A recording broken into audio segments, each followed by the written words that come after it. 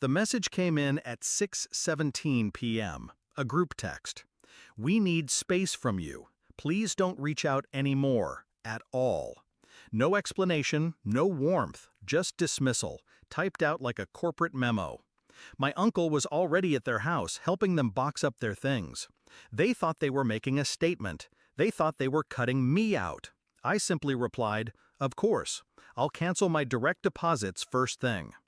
That was the moment the ground shifted, not under me, under them. It wasn't always like this. Once, I was their safety net, their golden solution, the one who covered rent when jobs fell through, the one who signed the checks for medical bills, tuition, even the car my sister drove into the ground.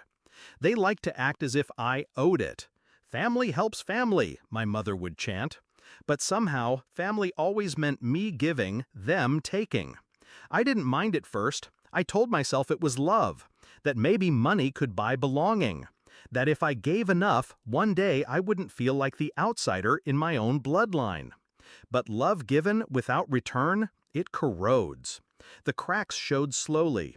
It was the whispered jokes when they thought I couldn't hear, calling me the ATM. It was the way my father praised my uncle's hard work while ignoring the fact that my uncle's mortgage was paid with my transfers. It was the Christmas dinner where every gift under the tree was from me, yet not a single one had my name on it. I noticed. I stored it all. And I smiled. When the text arrived, I didn't panic. I didn't beg to know why. I understood immediately. This wasn't about space. This was about control.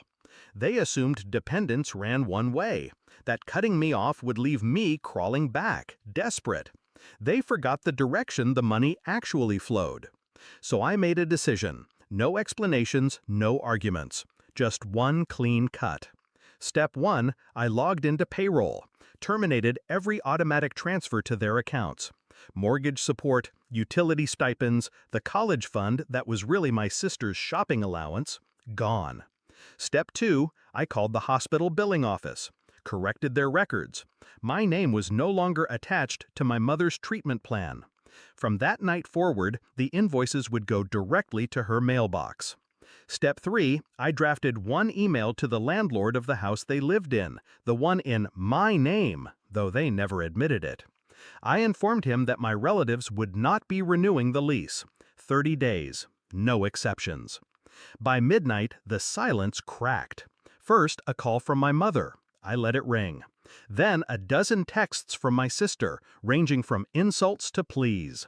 Finally, my father's voice on voicemail, booming, commanding, ordering me to fix this. I didn't answer. For the first time in my life, their words had no hold. The next morning, my uncle stormed into my office, red-faced, sweat shining through his shirt. "You can't just cut them off," he barked. "They're family." I leaned back, calm, unblinking. Exactly. They wanted space. I gave it to them. He sputtered. He threatened. He even reached for pity. But there's no leverage when the leash is already cut. He left with nothing. In the weeks that followed, the collapse was swift. The car was repossessed within 7 days. The utilities shut off after 2 missed bills. By the 3rd week, neighbors whispered as movers carried their furniture into storage. The golden family image they had polished for years cracked in public. My sister, once the darling of social media, posted cryptic stories about betrayal and backstabbers. No one knew she was talking about me. No one cared. They had built their kingdom on sand, and I had simply stopped pouring the water. The confrontation came 1 month later. I found them waiting outside my apartment, thin, tired, deflated. My mother spoke first, voice trembling. "We didn't mean it. The text. We just needed time."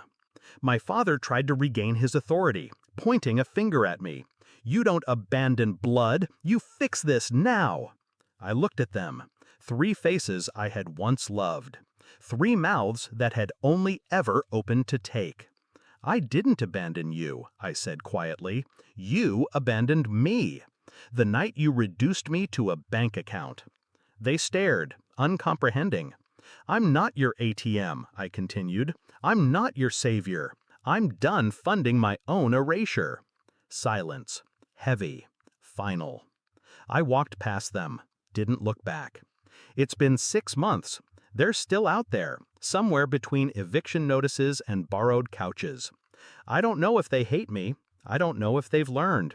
It doesn't matter. What matters is this. For the first time in my life, I kept something for myself. Not money, not pride, but freedom. They thought I needed them. They thought I was weak without their approval. But they forgot the simplest truth. The one who holds the purse strings holds the power. And I never let go.